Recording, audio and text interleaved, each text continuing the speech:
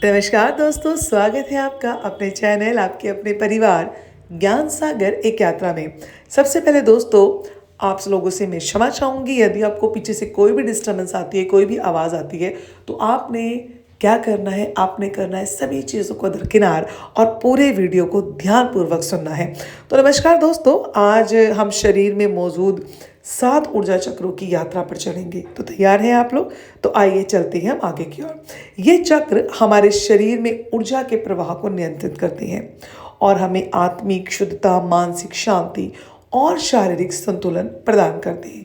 सबसे पहले हम बात करेंगे जो मूलाधार चक्र है हमारा, जिसे हम रूट चक्र भी कहते हैं। ये स्थिरता और सुरक्षा का प्रतीक है।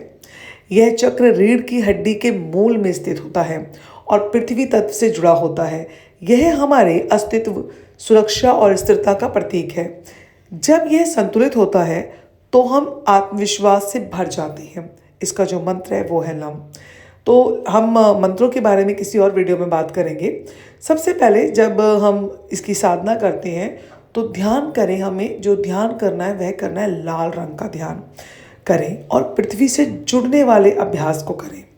अब हम बात करेंगे स्वाधिष्ठान चक्र की, जो हमारे सृजन और भावनाओं को बढ़ाता है। नाभि के नीचे स्थित यह चक्र जल तत्व से जुड़ा होता है। यह हमारी भावनाओं, रचनात्मकता और जुनून को नियंत्रित करता है। यह जो उसकी साधना है वो जल से जुड़े रचनात्मक कार्य करें और अपनी सकारात्मक ऊर्जा का संचार करें। मैं इसको आपको डीपली समझाऊंगी, बस आप समझने के लिए तैयार रहें। वीडियो को अंत तक ध्यान से सुने, जो चीज़ समझ में ना आए उसे दोबारा सुने। तीसरा चक्र है हमारा मणिपुर चक्र, जो हमारे आत्मबल और आत्मविश्वास को बढ़ाता है। नाभि क्षेत्र में स्थित यह चक्र अग्नि तत्व से जुड़ा होता है और यह आत्मबल और इच्छा शक्ति को नियंत्रित करता है। इसकी जो साधना है वो हमें आत्मसम्मान बढ़ाने के लिए सूर्य ध्यान करें और पीले रंग का ध्यान करें। चौथे नंबर पर हम बात करेंगे अनाहत चक्र की, जो प्रेम और करुणा का होता है। हृदय क्षेत्र में स्थित यह चक्र वायु तत्व से जुड़ा होता है और प्रेम, करुणा और संबंधों को नियंत्रित करता है।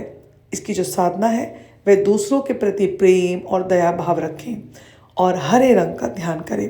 अब हम बात करेंगे हमारे कंठ की, जहाँ है हमारा विशुद्धि चक्र, जो संचार और सत्य का प्रतीक है। कंठ क्षेत्र में स्थित यह चक्र आकाश तत्व से जुड़ा होता है। यह हमारे संचार और अभिव्यक्ति की शक्ति को नियंत्रित करता है।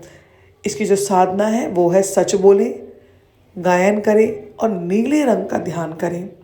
देखिए, जो लोग बहुत ज़्यादा गाली गलौज करते हैं, झूठ बोलते हैं, बहुत सी ऐसी चीज़ें हैं जो कि विशुद्धि चक्र से जुड़ी हैं, तो वो लोग प्लीज़ मौन रहा करें। अब हम बात करते हैं छठे चक्र की, जो है हमारा आज्ञा चक्र। आज्ञा चक्र तो सभी को पता होगा, अंतर ज्ञान और ज्ञान।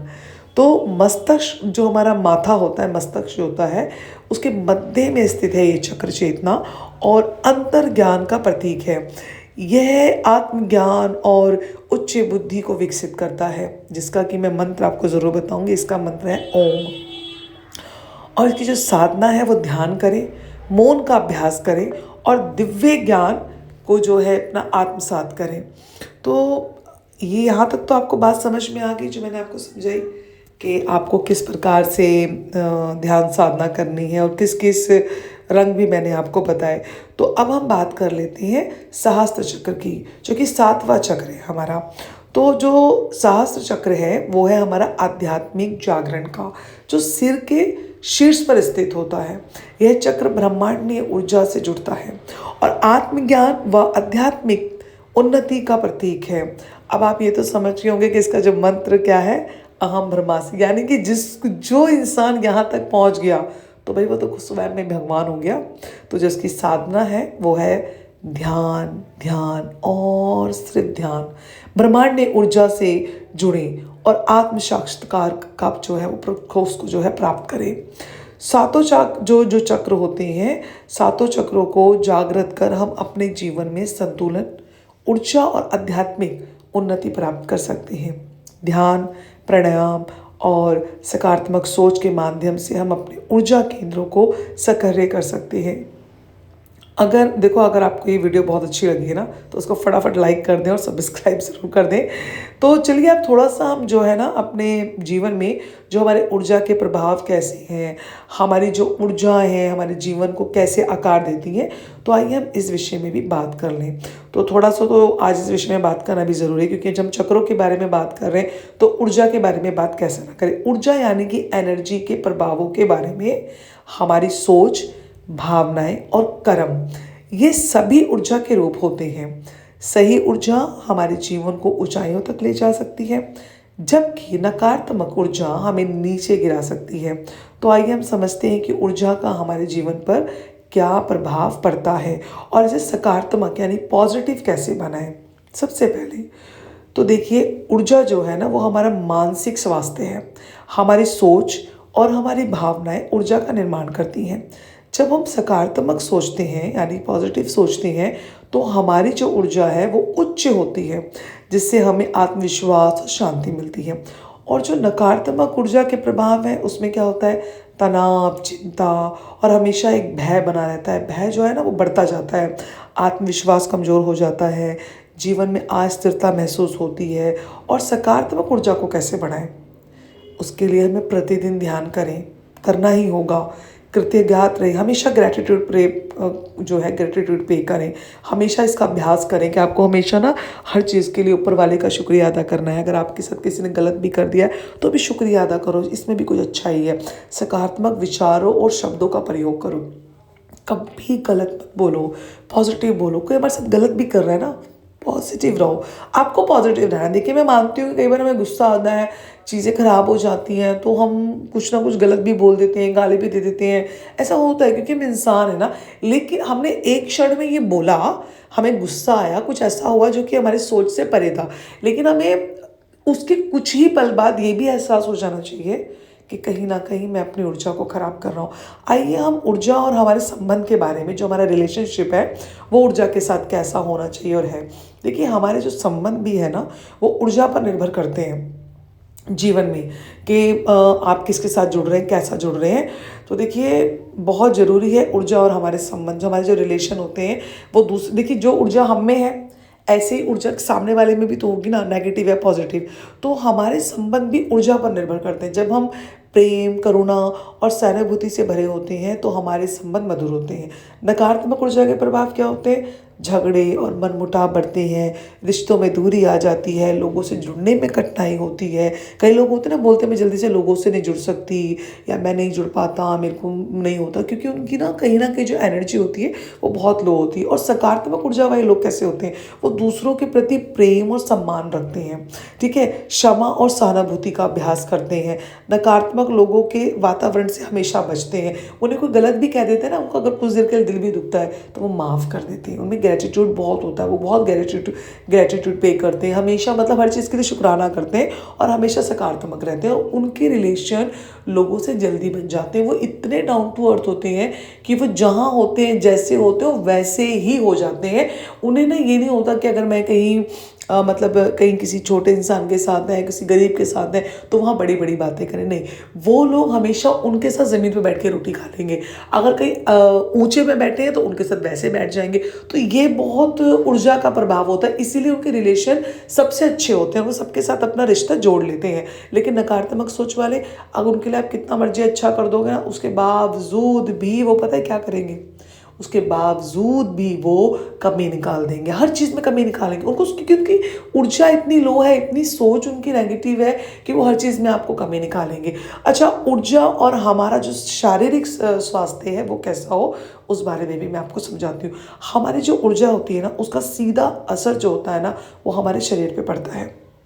जब हमारी ऊर्जा उच्च होती है तो हम जो है ना स्वस्थ और सक्रिय महसूस करते हैं। लेकिन जब नकारात्मक ऊर्जा के प्रभाव होते हैं तो थकान और कमजोरी महसूस होती है, बीमारियां जल्दी पकड़ में आती हैं, शरीर में तनाव और दर्द बना रहता है। और सकारात्मक ऊर्जा को हम कैसे बढ़ाएं वो भी आप सुने, तो योग और प्राणायाम करें।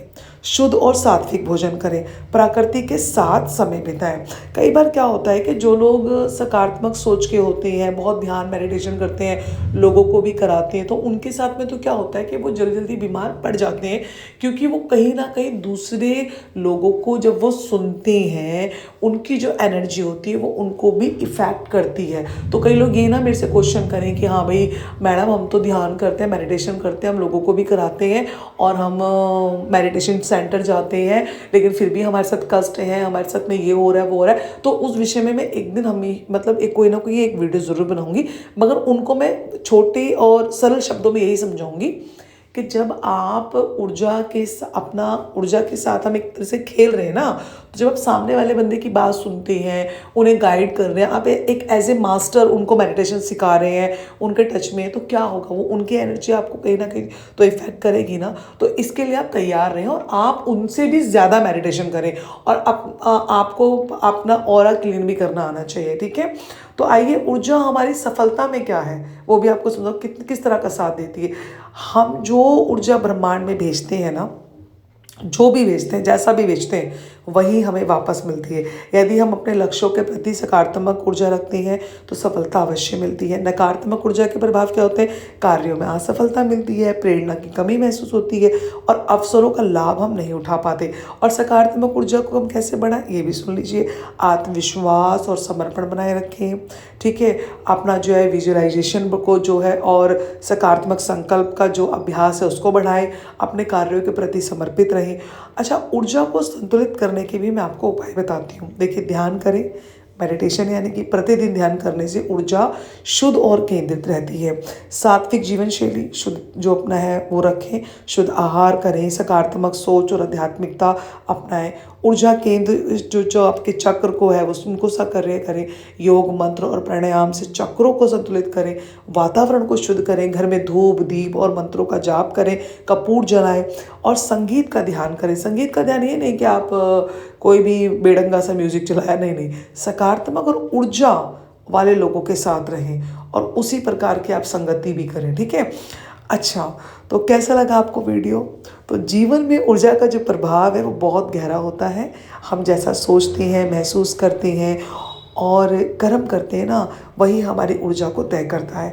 अगर हम अपनी ऊर्जा को सही दिशा में मोड़ें तो जीवन में खुशहाली, सफलता और शांति प्राप्त कर सकते हैं। अगर आपको यह जानकारी पसंद आई हो तो वीडियो को लाइक करें, शेयर करें। अगले वीडियो में हम और भी गहरी आध्यात्मिक बातें करेंगे। धन्यवाद। अपना ध्यान रखें, खुश रहें, खुशहाल रहें, एक दूसरे का ख्याल रखें, माता पिता को प्यार करें, छोटों को प्यार करें और भगवान आपके ऊपर हमेशा अपने माता पिता का आशीर्वाद बनाए रखें। सकारात्मक रहें, अच्छी सोच रखें, प्राणायाम करें, योग करें, ज़्यादा से ज़्यादा ध्यान करें और लोगों को भी ध्यान कराएं और सात्विक भोजन करना ना भूलें। जीव हत्या से बचें। धन्यवाद जी।